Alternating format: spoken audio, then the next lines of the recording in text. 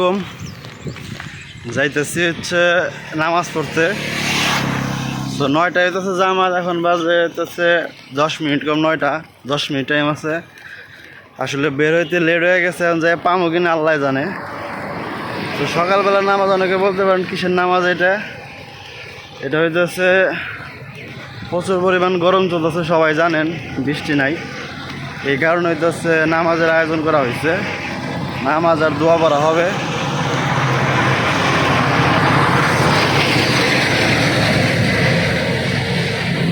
তো আমরা সেই জন্য যাইতেছি নামাজ অংশগ্রহণ করার জন্যে।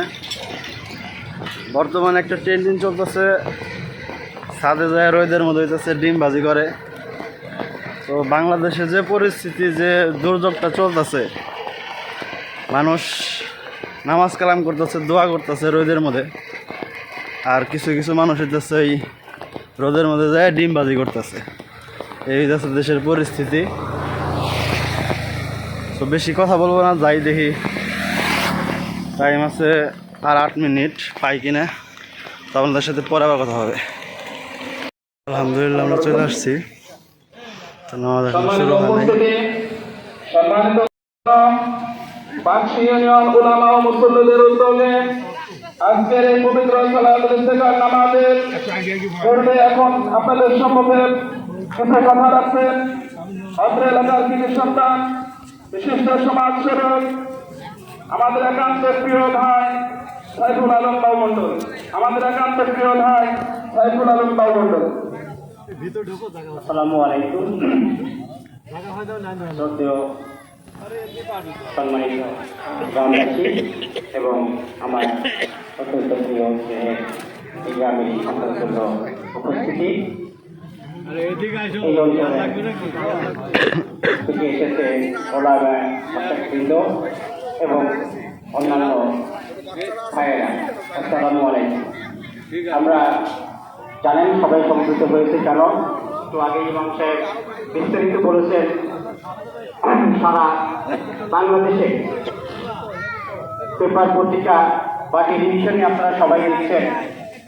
আমরা শুনেছি মধ্যপ্রাচ্যে সবচেয়ে বেশি গরম পড়ে, কিন্তু মধ্যপ্রাচ্যের চেয়ে বিশেষ করে সৌদি আরব, কাতার, ইয়েমেন, অন্যান্য দেশ যেভাবে সেখানে রোদের তীব্রতা বা গরমের তীব্রতা, তার থেকে আমাদের এখানে প্রায় 5-6 ডিগ্রি তাপমাত্রা বেশি।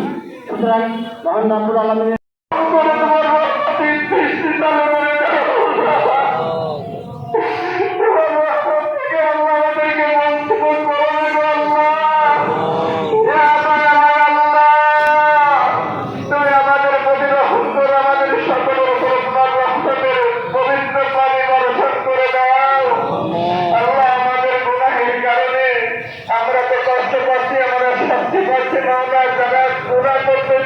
তোমার যত প্রাণী কুল রয়েছে তারা তো গুণের তাদের কোনো নাই।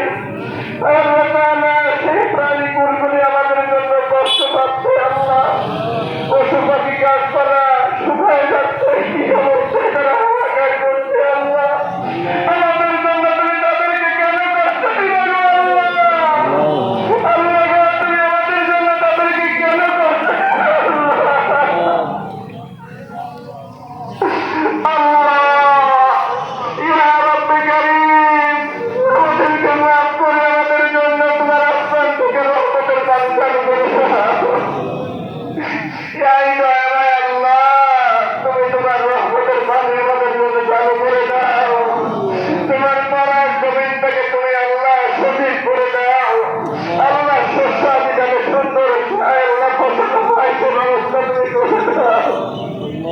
তোমার পাগলেরা দেখো কত দিক থেকে ছুটে তোমার কাছে চাওয়ার জন্য এসেছে। আল্লাহ, তুমি সকল হাতগুলিকে কিভাবে ফিরে যাচ্ছি ভাবো। আল্লাহ, তুমি তো তোমার কাছে চাওয়ার জন্যই করেছো, আমরা তো চাচ্ছি। আল্লাহ,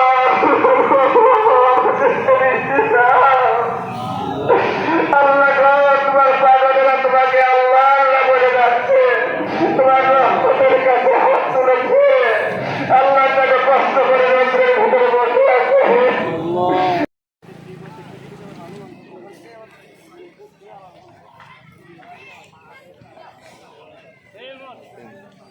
ঠিক আছে